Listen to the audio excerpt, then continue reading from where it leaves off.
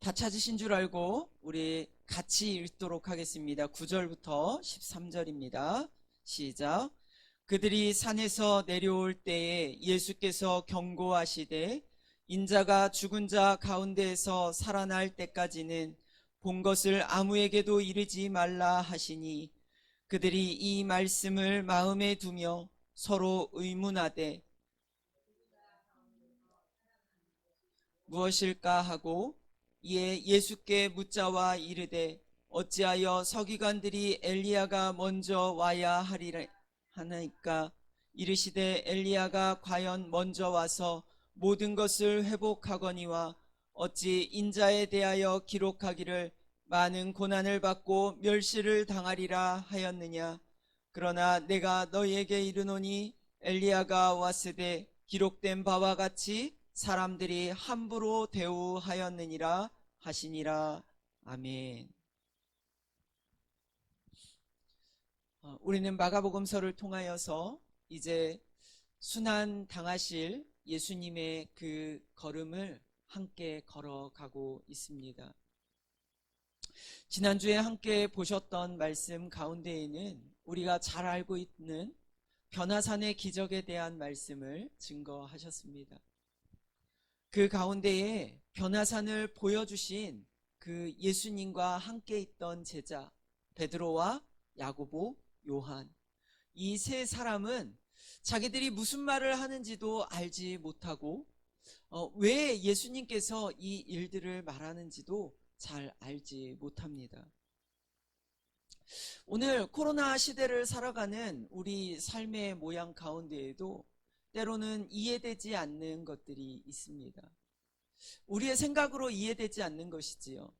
도대체 이것이 언제 끝날까?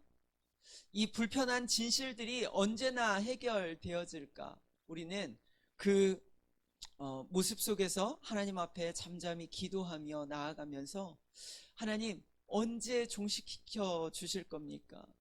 언제 끝내 주실 겁니까? 이런 기도들을 계속하고 있는 줄 압니다. 세상을 살다 보면 우리 마음대로 되지 않는 것들이 너무 많습니다. 제자들도 지난주에 함께 보았던 말씀 속에서 예수님께 요청하기를 이곳이 너무 좋다는 거예요. 그래서 이곳에서 머물러 살고 싶다는 겁니다. 장막 3개를 짓고 이곳에서 그냥 살고 싶다는 거지요. 이것이 함께 있던 제자 베드로와 야고보, 요한의 생각이었습니다. 그러나 예수님의 생각은 조금 달랐습니다. 오늘 본문을 함께 읽는 가운데에 선포되어지는 9절 말씀에 보면 그들이 산에서 내려올 때라고 시작하고 있습니다. 예수님은 그곳에서 계속 머물러 있을 것이 아니라 우리는 내려가야 한다라고 말씀하셨던 것 같습니다. 7절 말씀에 보면 구름이 와서 그들을 덮으며 구름 속에서 소리가 나되 이는 내 사랑하는 아들이니 너희는 그의 말을 들으라 라고 하는 하나님의 음성이 들렸는데요. 문득 들러보니 아무도 보이지 않았더라 라고 말하는 그 말과 동시에 9절의 시작은 이렇게 말합니다. 제자들이 내려가고 있는 거예요. 내려올 때에. 예수님이 무엇을 원하셨겠습니까? 그곳에 머물러 있을 것이 아니라 내려가자 제자들에게 말씀하셨던 것이지요. 그러니까 하나님의 음성이 들릴 때에 너희는 그의 말을 들으라 라고 하는 말씀 앞에 순종하여 내려가는 것입니다. 제자들의 마음이 어땠을까? 저는요, 하나님의 나라 천국을 제가 봤다면 그곳에서 저도 살고 싶었을 것 같아요. 변화되었던 이 변화산의 모양을 한번 생각해 보세요. 그곳에는 예수님이 계셨어요. 그런데 육신의 모양을 입은 예수님이 아니고요, 홀연히 변화되어진 예수님의 형상이에요. 그곳에는요 모세도 있고요, 그곳에는요 엘리야도 있어요. 얼마나 좋았을까요? 그런데 제가 한편으로 생각해 보니까 두 가지 생각이 드는 거예요. 개똥도 이 땅에서 굴러야, 그게 무슨 속담이지요? 예, 개똥밭에 굴러도 이생이 낫다, 뭐 이런 얘기들을 한단 말이에요. 그러니까 하나님의 나라를 보았는데 그곳에서 머물러 사는 것이 좋을까요? 아니면 그래도 이 땅에 사는 것이 좋을까요? 갑자기 고민이 되기 시작했어요. 여러분의 생각은 어떠세요? 그러니까 이제 좀 고민이 되는 거예요. 여기 이제 할머니 권사님들이 계신데 우리 손주들을 봤단 말이에요. 그런데 이 손주가 아직 어려요. 그러니까 좀 더 커서 초등학교 들어가는 것도 봤으면 좋겠고, 조금 더 커서 뭐 결혼하는 것도 좀 봤으면 좋겠고, 그게 이제 소망이거든요. 우리의 소망. 그러니까 여기 이제 엄마도 계신데 이제 우리 아이들이 아직 어리단 말이에요.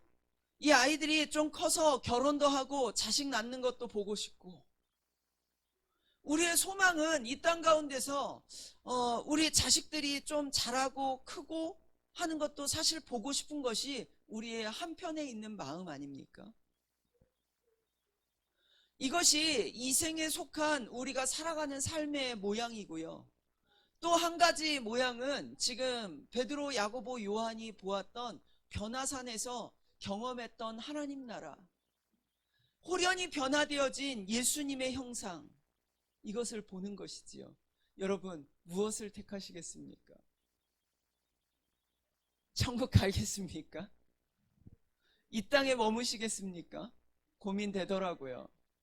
그런데 막상 이 천국을 경험한 이 베드로와 야고보와 요한을 보니까요, 이 생에 묶여있던 것들을 좀 털어버리고 가고자 하는 이 모양들이 보이는 것이요. 이곳에 그냥 머물렀으면 좋겠다는 거예요. 그런데 베드로의 상황은 어떤 상황이었냐면요, 제가 말씀을 보다 보니까 베드로에게는 부인이 있었어요. 장모가 있었고요. 그런데 이 제자들이 예수님을 따라다니던 그 길에 베드로는 어떤 사람이었냐면요, 굉장히 아내를 아끼고 그런 사람이었던 것 같아요. 고린도전서 9장 말씀해 보니까 5절 한번 볼까요? 고린도전서 9장 5절 한번 찾아보세요. 고린도전서 9장 5절.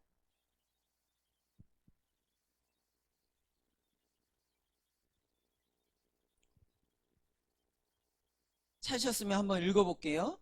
같이 읽습니다. 우리가 다른 사도들과 주의 형제들과 게바와 같이 믿음에 자매된 아내를 데리고 다닐 권세가 없겠느냐. 지금 보여지는 이 말씀 속에 게바의 아내가 함께 다니고 있는 거예요.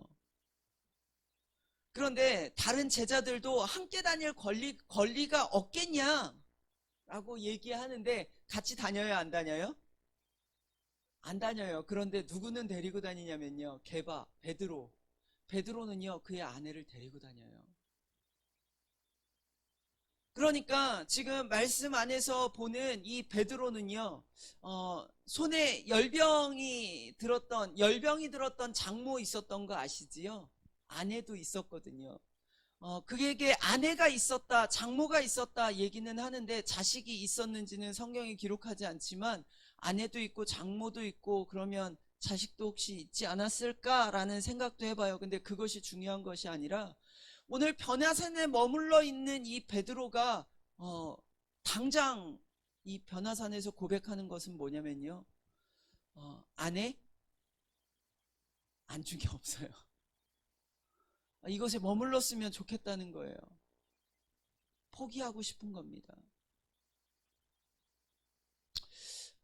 야고보와 요한은 어떤 사람이었을까 고민하는데 저는 어쨌든 성경 안에서 보는 야고보와 요한은 형제거든요. 그런데 그에게는 치맛바람이 굉장한 어머니가 있었어요. 그 어머니는 내 자식들을 예수님이 보좌에 앉으실 때 하나는 좌편에 하나는 우편에 앉히고 싶은 그 욕심으로 치맛바람을 일으키던 굉장한 엄마였거든요. 그렇게 희생적이고 헌신적인 엄마를 뒤로 하고 야고보와 요한은 뭐라고 얘기하고 있냐면 우리 여기가 좋다는 거예요. 여기에 머물고 싶다는 거예요. 천국을 경험한 자들의 이 모양들을 우리가 말씀 안에서 살펴보다 보니까 뭐 본토, 친척, 아비집 그것이 중요한 것이 아니라 내가 이곳을 바라보는 이 순간 너무 좋아서 다른 곳 중요하지 않다라고 얘기하더라고요. 말씀에서 막 보다 보니까 이런 사람이 또 하나 있었는데요. 제가 보니까 누구냐면요. 바울이라는 사람이 천국을 봤어요. 그리고 그가 쓴 서신들 중에 빌립보서라는 성경에 보니까 그가 본 천국을 가지고 그가 얘기하는데 1장 23절 24절 말씀에 보니까 이렇게 말하고 있어요. 빌립보서 한번 볼게요. 빌립보서 1장 23절 24절. 그가 천국을 보고 이렇게 얘기합니다. 같이 한번 읽어봅니다. 시작. 내가 그 둘 사이에 끼었으니 차라리 세상을 떠나서 그리스도와 함께 있는 것이 훨씬 더 좋은 일이라. 그렇게 하고 싶으나 내가 육신으로 있는 것이 너희를 위하여 더 유익하리라. 그러니까 지금 이 바울은요, 하나님의 나라 천국을 봤거든요. 천국을 딱 보고 나니까 지금 그가 갈등이 되기 시작하는 거예요. 둘 사이에 끼었다라고 얘기하는데 이 둘 사이가 무엇을 얘기하냐면요. 하나는 육신의 삶이고요. 하나는 그가 보았던 천국이에요. 그러니까 천국과 육신의 삶 위에 땅에 이렇게 딱 신겼어요. 끼어 있어요. 이 바울도요, 결혼했던 사람인데요. 그가 자녀도 있었을 거고요. 말 그대로 육신에 끼어 있는 그의 삶이 자녀의 성장하는 모습이나 결혼하는 모습, 또 손녀나 손주를 낳고 그 손녀, 손주를 또 보는 기쁨, 이런 것도 즐기고 싶고 누리고 싶은 것이 사람 마음 아니겠습니까?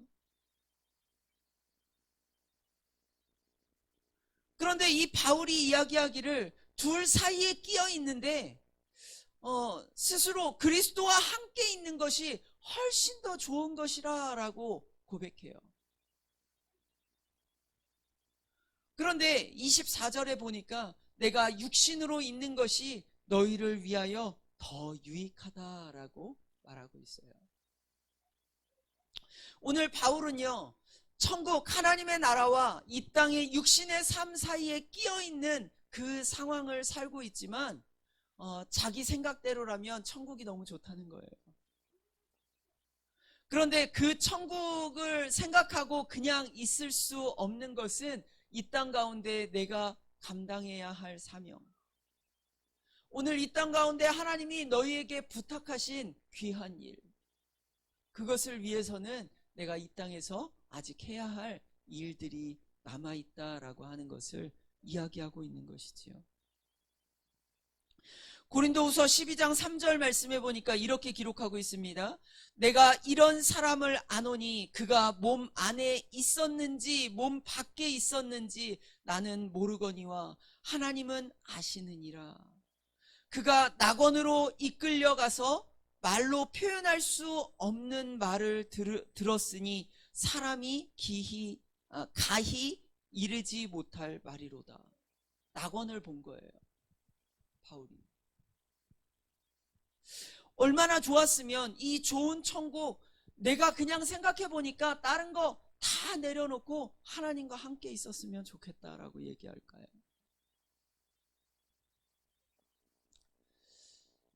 오늘 말씀을 함께 나누면서 천국이 좋습니까? 이 땅 가운데 그래도 내 자식들 결혼하고 손주도 낳고 그런 것도 좀 봐야 되는데 이 땅의 삶이 아직은 좀 아쉽습니까? 라고 물었는데 하나도 안 아쉬워요.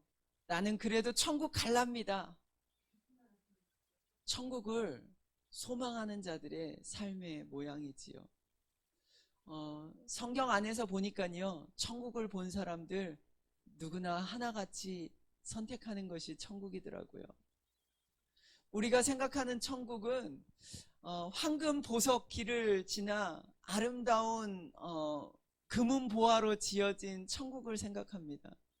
그것이 우리가 가장 이해하기 쉬운 천국이기 때문에 그래요. 그런데 오늘 변화산의 모양을 한번 생각해 보세요. 변화되었거든요. 그런데 그것이 금은 보화로 변화되지 않았어요. 그들이 그것이 그냥 좋다라고 얘기하는 그 이유는 변화되어진 예수님이 그곳에 계셨고요. 모세가 있었고요. 엘리야가 그곳에 있는 거예요. 단지 그것뿐인데 그것이 너무 좋은 겁니다. 모든 것을 다 내려놓고 이곳에 있어도 좋겠다 싶을 만큼 좋은 거예요. 변화산에 올라와 있는 지금 제자는 3명뿐이고요. 그 밑에는 동료 9명이 남아있어요. 이 동료들 다 포기해도 좋은 거예요. 천국이 좋은 겁니다. 오늘 우리가 말씀을 함께 나누는 가운데 직접적으로 경험하지 못한 천국일지라도 이들이 지금 모든 것을 포기하고도 얻으려고 하는 천국이라면 우리는 한번 얻어봤으면 좋겠다 하는 마음을 가져보셨으면 좋겠습니다. 하나님의 나라 우리가 잘은 알지 못합니다. 그러나 간접적으로나 직접적으로나 경험하게 하시면 그 하나님의 나라를 경험하는 그때에 우리는 뒤돌아보지 않고 하나님의 나라를 소망하며 나아갈 것입니다. 오늘 우리에게 맡겨진 이 사명, 우리가 감당해야 하는 이 땅 가운데 삶을 살아가는 동안 죽어도 유익함이라 라고 고백하였던 그 고백이 하나님의 나라를 얻은 자에게는 분명히 있을 줄로 믿습니다. 사실 이들에게는 첫 번째 도전입니다. 이것이 하나님의 나라 천국을 보았습니다. 경험했습니다. 그리고 그들이 원하는 것은 무엇이냐면 이곳에 남아있는 거예요. 그런데 하나님은 그것을 원하시지 않으세요. 너희가 가지고 있는 생각, 너희가 서 있는 이곳을 떠나가라는 거예요. 포기하라는 겁니다. 너희의 생각에 좋은 대로 행할 것이 아니라 하늘에서 호련히 구름이 와서 그들을 덮더니 구름 속에서 소리가 나서 말합니다. 이르되 이는 내 사랑하는 아들이니 너희는 그 말을 들으라. 너희의 생각대로 할 것이 아니라 그의 말을 들으라. 그런데 예수님이 요구하시는 것은 무엇이냐면요, 가자는 거예요. 이곳이 너희가 있을 곳이 아니라는 것이지요. 이곳이 지금 너희가 머물러 있을 것이 아니라 하나님의 계획과 뜻을 쫓아 우리는 이제 가자는 것입니다. 그런데 그 가자고 하는 그 길을 설명할 때에 오늘 계속되어지는 말씀 속에 보니까 인자가 죽은 자 가운데서 살아날 때까지는 본 것을 아무에게도 말하지 말라라고 말씀합니다. 지금 무엇을 얘기하냐면 경고하시면서 말씀하시되 인자가 죽을 거라는 거예요. 제자들은 이미 얘기합니다. 인자가 죽고 고난을 받고 십자가를 지고 가야 할 그 길을 말씀하실 때에 제자들은요, 이해하지 못하는 거예요. 왜요? 안 돼요. 예수님이 가셔야 할 길은 그 길이 아니에요. 우리는 어떻게 합니까? 우리는 모든 것을 다 내려놓고 주님 따라서 지금 따라다니고 있는데 주님이 한 자리 차지하시면 그의 좌편에 우편에 우리가 앉으려고 자리 싸움하고 있는 게 지금 우리 삶의 모양인데, 예수님은 가자라고 말씀하시면서 말씀하시는 길은 인자의 죽음이었습니다. 그리고 그 길을 걸어가시는 그 길 가운데에 제자들은 예수님이 가고자 하는 길을 알지 못하는 거예요. 그들이 이 말씀을 마음에 두며 서로 문의하되 죽은 자 가운데서 살아나는 것이 무엇일까라고 질문합니다. 죽은 자 가운데서 살아나는 것, 무엇을 이야기하는 겁니까? 부활을 이야기하는 거지요. 그런데 이들은 지금 부활을 몰라서 물어보는 것일까요? 여러분 한번 생각해 보셨습니까? 부활의 개념이라고 하는 것에 대해서 이들이 어떻게 이해하고 있었을까요? 저는 우리가 함께 보는 말씀 안에 이 부활에 대한 말씀들이 없었을까? 제가 말씀을 좀 찾아봤는데요. 이사야서 말씀해 보니까요. 26장으로 한번 가볼까요? 이사야서 26장.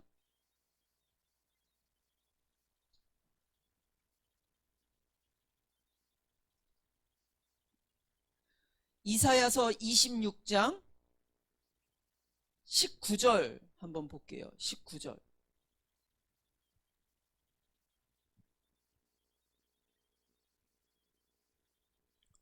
자, 이사야 선지자가 이미 구약 시대부터 이 부활에 대해서 이렇게 말하는 거예요. 같이 한번 읽어봅니다. 시작. 주의 죽은 자들은 살아나고 그들은 시체들은 일어나리이다. 티끌에 누운 자들아 너희는 깨어 노래하라. 주의 이슬은 빛난 이슬이니 땅이 죽은 자들을 내어놓으리로다. 아멘. 지금 이사야 선지자가 구약시대부터 주의 죽은 자들은 살아나고 라고 얘기하면서 무엇을 얘기하냐면요. 부활을 이야기합니다. 죽은 자가 살아나는 것을 그들은 모를까요? 몰라서 지금 서로 그들이 이 말씀을 마음에 두며 서로 문의하되 죽은 자 가운데서 살아나는 것이 무엇일까라고 질문하고 있을까요? 제가 말씀을 보다 보니까요. 아브라함이 이삭을 바치는 거예요. 모리아산에서. 그러면서 히브리서 11장 19절 말씀해 보니까 아브라함은 어떻게 이해를 하고 있었냐면 이 이삭을 내가 죽여도 죽은 자 가운데서 하나님이 다시 살리실 것을 믿었대요. 말씀을 찾진 않겠지만 히브리서 11장 19절에 보면 아브라함의 믿음이 그렇게 말씀으로 기록하고 있어요. 하나님이 예비하셨다는 거예요. 내가 죽여도 하나님이 다시 살리실 것을 내가 안다는 거예요. 언제부터 알았어요? 창세기 때 아브라함부터요. 죽은 자도 살리실 하나님이시라는 걸 알았다는 거예요. 우리가 함께 보잖아요. 엘리야에 대한 말씀을 보면서도 오늘 변화산에 엘리야가 등장했잖아요. 그런데 이 엘리야가 죽었던 아들을 살려요. 그죠? 내 아들이 죽어서 이거 한 끼 해먹고 죽으려고 한다 그랬던 그 집에 가가지고요. 나를 위해서 이거 좀 대접해라 그러더니 올라가서 기도한단 말이에요. 살아나요. 그것이 말씀에 기록되어져 있어요. 오늘날 신약시대를 살아가고 있는 이 모습 속에 예수님이 지금 순환의 길을 걸어가시는 이 시점을 우리가 살펴보면요. 제자들이 따라다녔거든요. 예수님을. 그런데 어느 날 마리아가 사람을 보내서 예수님 좀 빨리 좀 와달라는 거예요. 우리 오라비 나사로가 죽었다는 거예요. 죽게 되었다는 거죠. 그런데 예수님이 한 3일 정도 시간을 끌다가 늦게 가셔요. 그런데 이미 죽어서 무덤 속에 장사하고 있던 이 나사로를 향하여서 예수님이 명령하십니다. 나사로야, 나오라. 그랬더니 나사로가 붕대를 칭칭 감고요. 이 무덤 속에서 막 나와요. 살았어요. 누가 봤어요? 제자들이 봤어요. 그런데 이 죽은 자가 살아나는 것을 그렇게 봤는데 부활을 모른다고요? 죽은 자 가운데서 살아나는 것을 모른다고요? 그들이 이해하지 못해요. 뭘 이해하지 못하냐면요. 메시아가 죽는 것을 이해하지 못하는 거예요. 예수님이 죽었다가 죽은 자 가운데서 살아나야 하겠다라고 하는 이 부활을 인정하고 싶지 않은 거예요. 두 번째 도전이에요. 이 변화산에서 내려가고 싶지 않은데 예수님이 내려가자라고 말씀하시는 첫 번째 이 도전 앞에 자기를 내려놔야 하는 것이 제자들의 현재 상황이었다라고 한다면, 또 질문하는 두 번째 질문에서 이해가 되어지는 또 하나의 모양은 무엇이냐면요, 예수님이 죽었다 부활하시는 그 모양을 자기들의 생각으로는 이해하고 싶지 않은 거예요. 인정하고 싶지 않은 거예요. 부활을 모르는 것이 아니고요, 예수님이 죽으셨다 부활하신다라고 하는 것을 인정하고 싶지 않은 거예요. 예수님은 계속해서 말씀하십니다. 예수께 묻자와 이르되 어찌하여 서기관들이 엘리야가 먼저 와야 하리라 하나이까?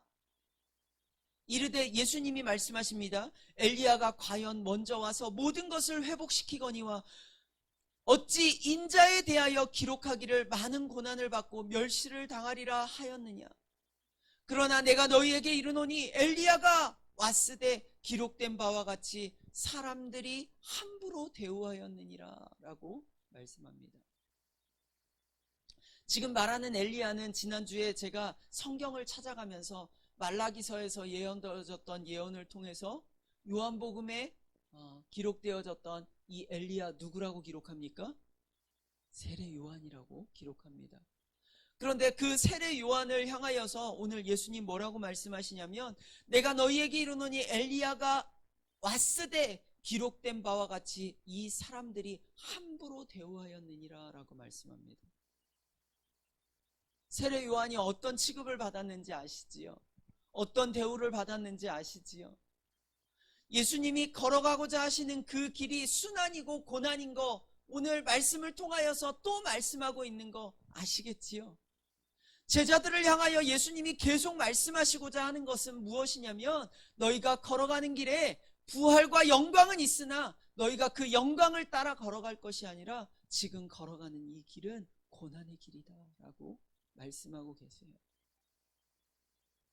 예수님이 선언하시는 이 길은 고난의 길입니다. 예수님 믿는 일이요, 영광이 분명히 있어요. 하나님의 나라 천국을 보여주셨잖아요. 이들은 세상의 모든 것을 다 포기하고 이곳에서 살고 싶어 하잖아요. 천국을 보았던 바울도 마찬가지였잖아요. 저희도 천국을 소망하며 살아갑니다.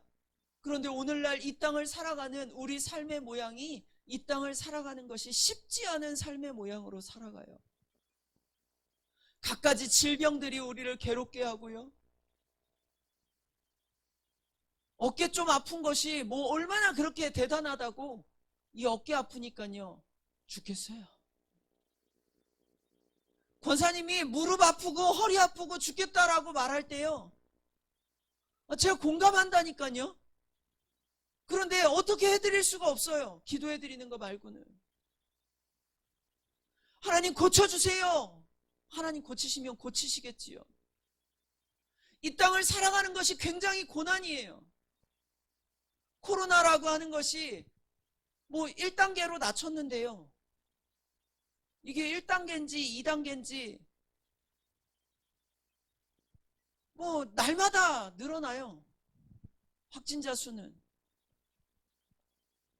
정부에서도 더 이상 올릴 수가 없나 봐요. 과감하게 하던 거 그냥 또 할 줄 알았더니 지금 막 고민해요. 어떻게 해야 될지를 몰라요. 세상은요 혼란에 빠졌어요. 교회를 핍박하고 계속해서 예배드리는 것조차도 그렇게 방해하던 정부도 이제는 어떻게 해야 될지를 몰라 해요. 오히려 교회들이, 목사님들이 목소리를 높여서 이야기해요. 우리가 더 협조하고 믿음으로 서야 되지 않겠느냐. 간혹 몇몇 교회 어른 목사님들, 잘못된 생각을 가지고 있는 목사님들, 설교하시는 분들 계세요. 믿음 없어서 예배 못 드리는 거다. 뭐 그분의 믿음이 거기여서 그렇게 설교할 수 있어요. 그것이 나쁘다고 얘기하는 거 아니에요. 믿음대로 하는 거지요. 세상이요, 어디에 서 있는지를 보니까요, 각자 소견에 오른 대로 행하고 있는데요.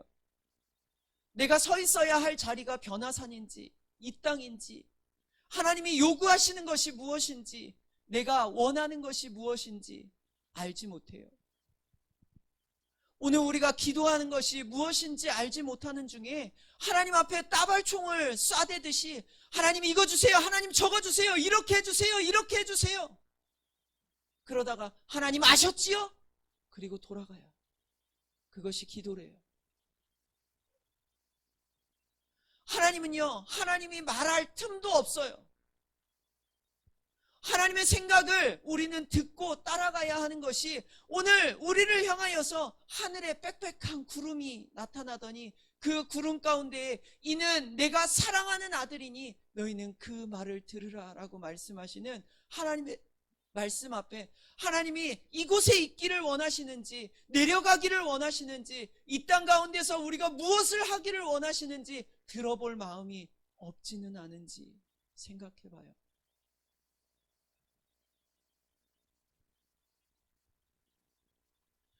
오늘 이 변화산의 기적, 하나님의 나라 천국은 살아있는 자들 가운데 영광으로 그 땅을 볼 자도 있겠다라고 말씀하셨는데, 하나님은 그곳을 보여주셨어요. 어떤 사람들에게는 보여주셨습니다. 그 어떤 사람이 우리가 되어지기를 소망합니다. 그러면 우리는 그 천국과 다른 무엇도 바꾸지 않을 겁니다. 그러나 바울이 고백했던 그 고백을 저는 기억합니다. 하나님이 아시고 원하시는 것이 무엇인지 바울은 알고 있었어요. 너희에게 내가 여기 있는 것이 유익하다는 거예요. 내가 죽는 것도 유익하지만 하나님의 나라를 사모하며 하나님의 나라에 있는 것이 너무나도 좋기 때문에 내가 하나님과 함께 있는 것을 너무 사모하지만 너희들을 위해서 이 땅에 있고 너희들을 위해서 이 땅 가운데 복음을 증거하고 살아가지만 내가 가지고 있는 모든 것을 배설물처럼 여긴다라고 바울은 말합니다. 천국을 경험한 자이기 때문에 그렇습니다. 하나님의 나라 천국은 우리에게 말씀으로 분명하게 보여주시고 알려주십니다. 우리는 그 천국을 사모하며 나아갑니다. 그러기에 오늘 우리가 이 땅 가운데서 여러 가지 고난이 찾아와도, 여러 가지 아픔이 찾아오고 환난이 찾아오고 여러 가지 힘든 일들이 있어도 우리는 그 하나님의 나라를 사모하며 한 걸음 한 걸음 나아갑니다. 예배를 드릴 수 없어서 영상으로 예배를 드리든,